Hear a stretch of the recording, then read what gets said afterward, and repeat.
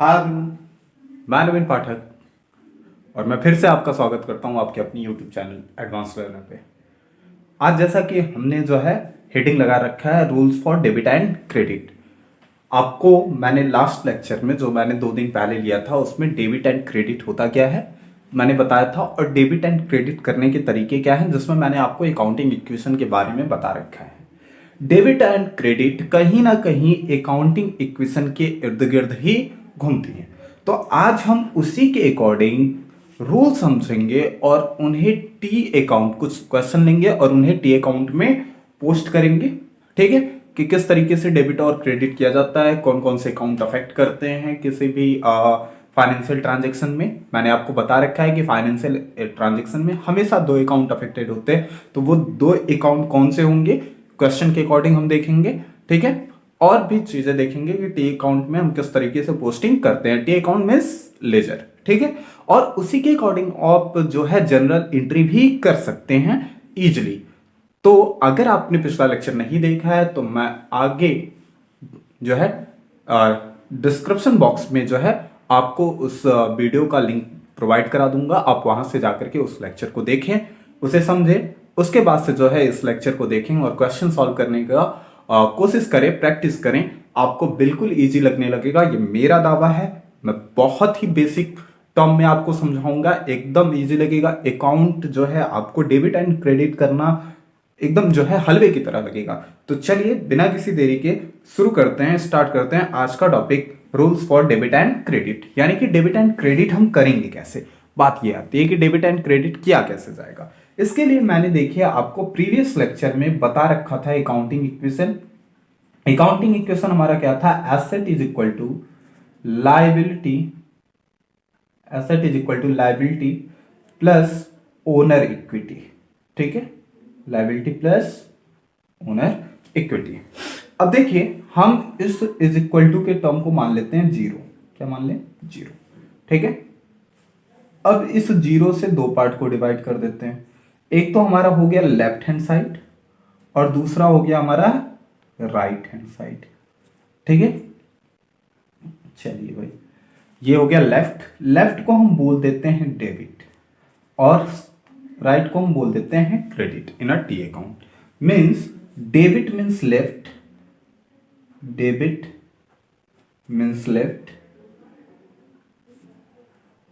And credit means right, credit means right.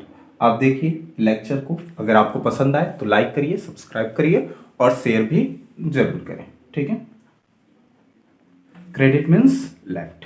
अब sir debit और credit करेंगे कैसे, तो समझ लीजिए जितने भी एसेट हैं, ठीक है, एसेट हो गया, डिविडेंड हो गया, एक्सपेंस हो गया, ये सारी की सारी चीजें हमेशा डेबिट होती है। लायबिलिटी, ओनर्स इक्विटी और रेवेन्यू ये हमेशा क्रेडिट होगा।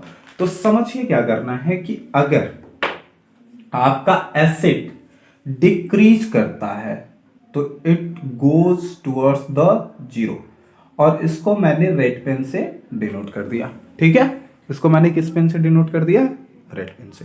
तो यानी कि डिक्रीज होगा तो जीरो की तरफ जाएगा, दैट मीन्स राइट साइड में। जीरो की तरफ जाने का मतलब क्या, राइट साइड में जाना। और यदि इंक्रीज करता है तो इंक्रीज को मैं डिनोट कर देता हूं, मैं रिप्रेजेंट कर देता हूं ब्लू पेन से। ठीक है, तो अगर एसेट, डिविडेंड या फिर जो है एक्सपेंस इंक्रीज होता है तो वो किधर जाएगा, लेफ्ट साइड में, यानी कि डेबिट साइड में। ठीक है, बात समझ में आ गई।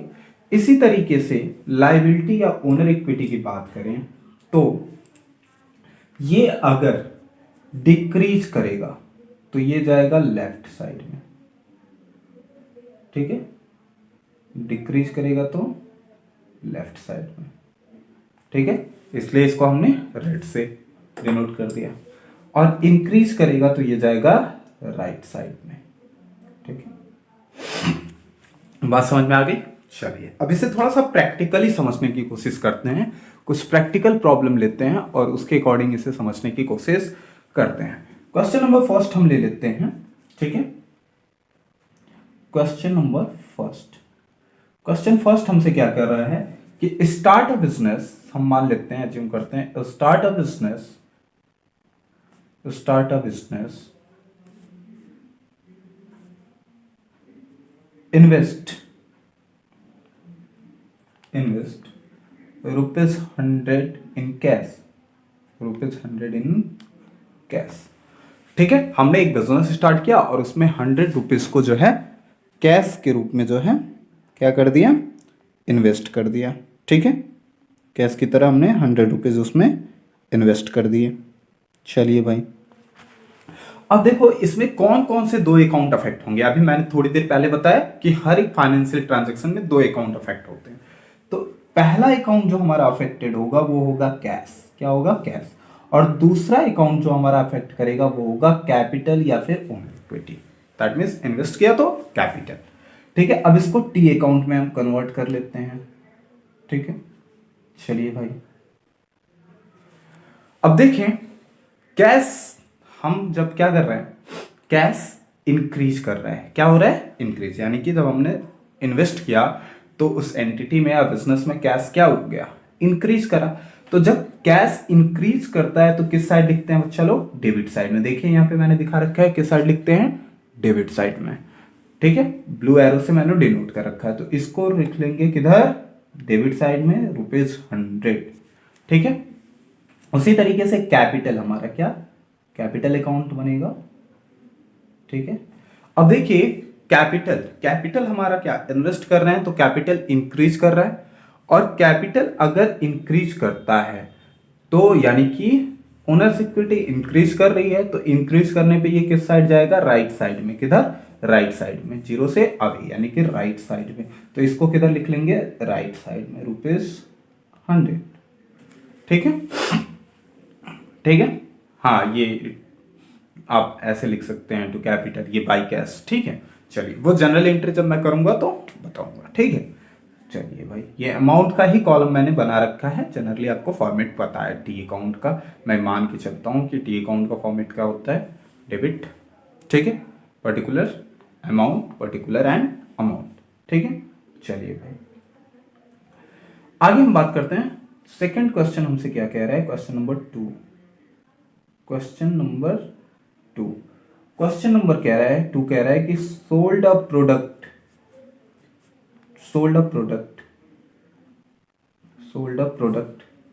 टू द कस्टमर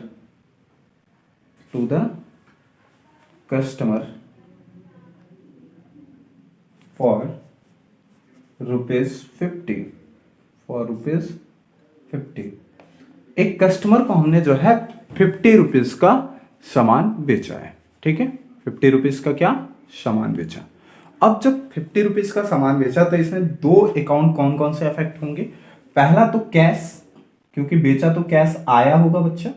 और दूसरा रेवेन्यू, हमने कमाया, यानी कि रेवेन्यू जनरेट करा। ठीक है, तो दो अकाउंट हमारे कौन कौन से होंगे, कैश एंड रेवेन्यू। ठीक है, चलिए भाई, ठीक है, तो यहां पे हम क्या करेंगे, दो अकाउंट हमारे बन गए कैश एंड रेवेन्यू। ठीक है, टी अकाउंट हम बना लें। तो कैश हमारा इंक्रीज कर रहा है। अब जब कैश इंक्रीज करा तो किधर लिख देंगे, इस साइड, ₹50, यानी कि डेबिट साइड में। उसी तरीके से हम कमा रहे हैं तो रेवेन्यू इंक्रीज हो रहा है। मतलब अगर रेवेन्यू इंक्रीज हो रहा है तो वो ओनर्स इक्विटी इंक्रीज कर रही है। और ओनर्स इक्विटी जब इंक्रीज करती है तो उसको किस साइड लिखते हैं, क्रेडिट साइड में। तो इधर लिख देंगे कितना, ₹50। क्लियर है, चलिए भाई क्वेश्चन थर्ड ले लेते हैं। क्वेश्चन थर्ड दिख रहा है, ठीक। क्वेश्चन थर्ड हम मान लेते हैं कि हम ले लेते हैं परचेज ₹100। ठीक है, ₹100 ऑफ फर्नीचर ऑन अकाउंट का मतलब किससे हमने फर्नीचर खरीदा। ठीक है, तो यहां पे हमारे दो अकाउंट कौन कौन से अफेक्टेड होंगे। पहला तो होगा फर्नीचर अकाउंट, क्या, फर्नीचर। और दूसरा होगा अकाउंट पेएबल, क्या, अकाउंट पेएबल। ठीक है, तो फर्नीचर हमारा क्या है, एसेट है बच्चा लोग। फर्नीचर हमारा क्या है, एसेट। एसेट इंक्रीज करेगा तो हमेशा किधर लिख लेंगे, डेबिट साइड में, तो लिख लेंगे ₹100। ठीक है। अब देखो अकाउंट पेएबल, अकाउंट पेएबल क्या है, अकाउंट पेएबल। ठीक है, अकाउंट पेएबल को हम क्या मानेंगे, ठीक है, एसेट या फिर लाइबिलिटी, लाइबिलिटी।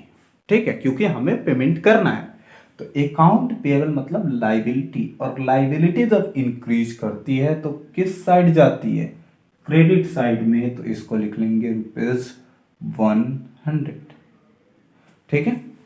क्वेश्चन 4 ले लेते हैं। क्वेश्चन 4 कह रहा है कि बॉट या purchase supplies and paid ₹400 in cash। ठीक है, 400 in कैश। अच्छा, अब यहां पे दो अकाउंट कौन कौन से हमारे अफेक्ट होंगे, कैश और सप्लाई, कैश एंड सप्लाईज, ये हमारे दो अकाउंट यहां पे अफेक्टेड होंगे। तो कैश में हमने क्या किया, पे किया है। तो देखिए जब कैश पे किया तो कैश डिक्रीज करेगा, और जब भी कैश डिक्रीज करेगा तो उसको किस साइड लिखते हैं बच्चा, according to this, right side में। किधर, राइट साइड। तो राइट साइड में लिख लेंगे कितना, 400। ठीक है। Supplies, supplies is our asset, supplies is our asset, और एसेट इंक्रीज करेगा तो किस साइड में लिखेंगे, डेबिट साइड में, तो 400। ठीक है। चलिए भाई आगे बढ़े। क्वेश्चन नंबर 5 ले लेते हैं। Question number 5, paid utility bill, paid utility bill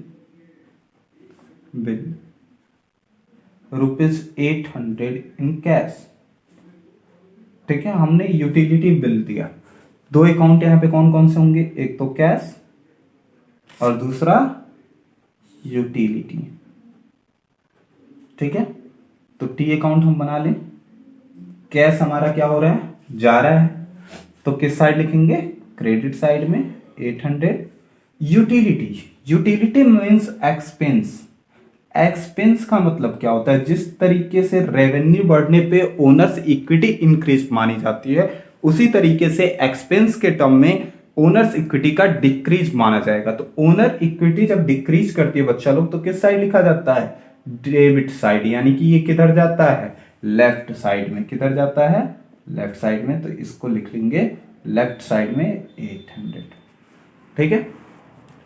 question 6 ले लेते हैं। अगले क्वेश्चन की तरफ बढ़ते हैं, लास्ट क्वेश्चन की तरफ। क्वेश्चन 6, क्वेश्चन 6 कह रहा है the owner withdraw 900 cash from the business.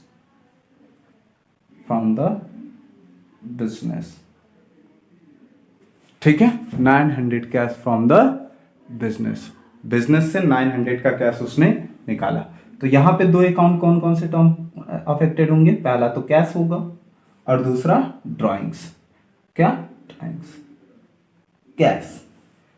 Cash निकाला तो कैश क्या हुआ, कम हो रहा है, और जब कैश कम हो रहा है तो किस साइड लिखा जाएगा बच्चा लोग, क्रेडिट साइड में, तो 900। ड्राइंग्स मतलब क्या है, लाइबिलिटी। अच्छा, लाइबिलिटी इंक्रीज करेगी तो किधर, क्रेडिट साइड। अब ड्राइंग क्या है, ड्राइंग लाइबिलिटी है कि ओनर इक्विटी है या एक्सपेंस है। तो देखो ड्राइंग्स को हम एक्सपेंस मानते हैं, क्या मानते हैं, एक्सपेंस। तो एक्सपेंस आपका जब भी बढ़ेगा दैट मीन्स ओनर्स इक्विटी कम हो रही है। तो ओनर्स इक्विटी कम होगी तो इसको किस साइड लिखेंगे, लेफ्ट साइड में 900। तो ये है कुछ क्वेश्चन। आगे मैं और भी क्वेश्चन लेके आऊंगा और इसी के अकॉर्डिंग जनरल एंट्री करना सिखाऊंगा। आई होप आपको आज का टॉपिक समझ में आया होगा। मैंने आज आपको क्या पढ़ाया, rules for debit and credit, जिसमें मैंने बताया कि अगर एसेट डिक्रीज करता है तो हमेशा किस साइड लिखा जाएगा, राइट साइड में, टी अकाउंट में, और यदि इंक्रीज करेगा तो लेफ्ट साइड में। उसी तरीके से लाइबिलिटी या इक्विटी अगर डिक्रीज होती है तो लेफ्ट साइड में और इंक्रीज होती है तो राइट साइड में। ठीक है, और ये हमने आपको 6 क्वेश्चन इस पे करके दिखाए। आगे के लेक्चर में मैं और भी अच्छे क्वेश्चन से लेकर आऊंगा और उसके साथ साथ आपको जनरल एंट्री भी करना सिखाऊंगा। तब तक के लिए ऑल द वेरी बेस्ट। आप घर पे पढ़ाई करते रहिए, मिलते हैं अगले लेक्चर में। और हाँ, नीचे जाकर के डिस्क्रिप्शन बॉक्स चेक करना ना भूलें, वहां पे आपको पिछले लेक्चर का जो है लिंक प्रोवाइड करा दिया जाएगा। ऑल द वेरी बेस्ट, मिलते हैं अगले लेक्चर में।